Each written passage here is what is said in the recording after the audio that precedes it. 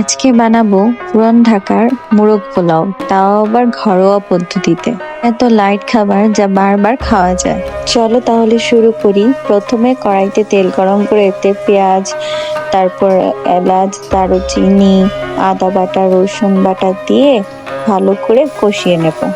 তারপর দিয়ে দিব এতে কাঁচা লঙ্কা, তারপর দিব নুন, এরপর দিব আগে থেকে ফেটিয়ে রাখা টক দই একটুখানি, এরপর দিয়ে দিব জায়ফল, জয়ত্রী বাটা, তারপর গোলমরিচ, এগুলো দিয়ে ভালো করে কষিয়ে নেব তেল ভেসে আসা পর্যন্ত। তারপর একে একে মাংসগুলোকে দিয়ে দিব। আগে থেকে ভিজিয়ে রাখা জাফরানের জলটা দিয়ে দিব, ঘি দিয়ে দিব। এরপর মাংসটাকে মশলার সাথে ভালো করে মিশিয়ে নেব। সামান্য পরিমাণ জল দিয়ে ঢেকে রেখে দেব।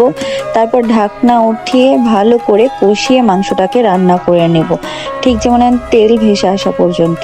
পরে তেলটাকে একে একে উঠিয়ে রেখে দেব, ঠিক এইভাবে।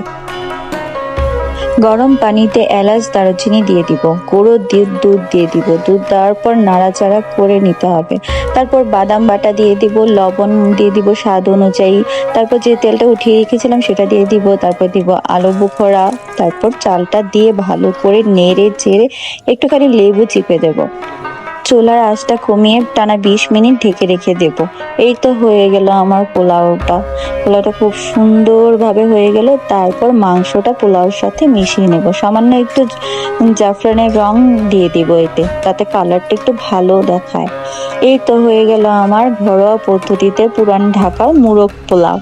যে কোনো সময় যে কোনো অল্প স্বল্প এরকম আইটেম দিয়ে আপনারা ঘরেই তৈরি করতে পারবেন এত সুন্দর সুস্বাদু একটা মোরগ পোলাও। দেখতে যেরকম দারুণ হয়েছে, খেতেও বেশ মজা হয়েছে। আপনারা অবশ্যই ট্রাই করবেন।